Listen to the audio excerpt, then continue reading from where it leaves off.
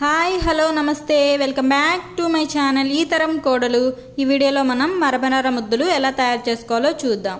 దానికోసం 1 కప్పు తురిమిన బెల్లం తీసుకుంటే మరమరాలు వచ్చేసి 2.5 నుంచి 3 కప్పుల వరకు తీసుకోవచ్చు. నేను 1 కప్పు తురిమిన బెల్లాన్ని పాకం పట్టుకునే దానికంటే ముందు అందులో కొంచెం వాటర్ పోసేసి ఫిల్టర్ చేసుకుంటున్నాను. ఎందుకంటే బెల్లంలోని మట్టి రాకుండా ఉండడానికి. ఇలా కొంచెం ఫిల్టర్ చేసుకున్న తర్వాత పాకం పెట్టుకుంటున్నాను. పాకం మనకి గట్టి పాకం రావాలండి. ఇలా మనం వాటర్లో వేసి చూస్తే ప్లేట్తో కొట్టామంటే టంగుమని శబ్దం రావాలి. చాలా గట్టిగా ఉండాలి పాకం అయితే.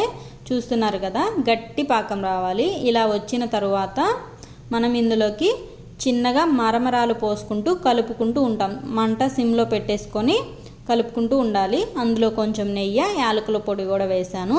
మరమరాలు పోసి కలుపుకుంటూ ఉండాలి. అంతే అండి, సింపుల్ అండ్ ఈజీ రెసిపీ. పిల్లలందరూ చాలా ఇష్టపడి తింటారు. పిల్లలకే కాదు పెద్దలకు కూడా ఇష్టం.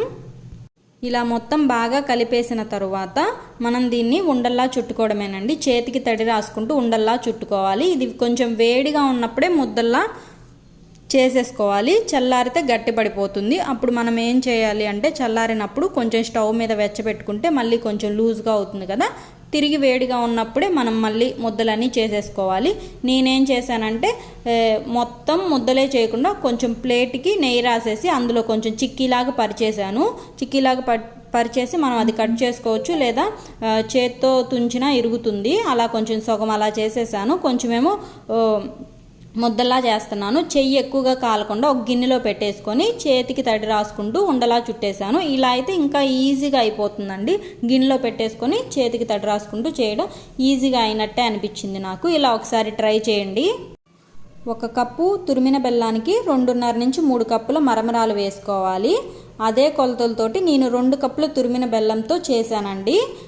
నాకు ఎన్ని వచ్చేసినాయి అంటే ఇప్పుడు చూపిస్తున్నాను కదా డబ్బా, ఆ డబ్బా నిండుగా వచ్చాయి. ముద్దలు ప్లస్ చిక్కీలాగా చేసుకున్నాం కదా, అదంతా కలిపి డబ్బా నిండుగా వచ్చాయనిపించింది.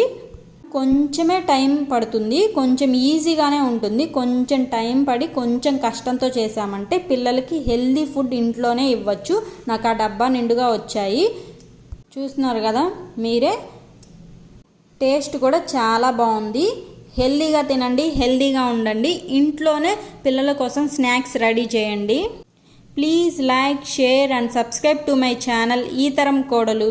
మీకు ఏదైనా వీడియో నచ్చి యూస్ఫుల్ అనిపిస్తే మాత్రం ఖచ్చితంగా లైక్ చేయండి. లైక్ చేసినట్టయితే వీడియో ఎక్కువ మందికి రీచ్ అయ్యే అవకాశం ఉంటుంది. And subscribe.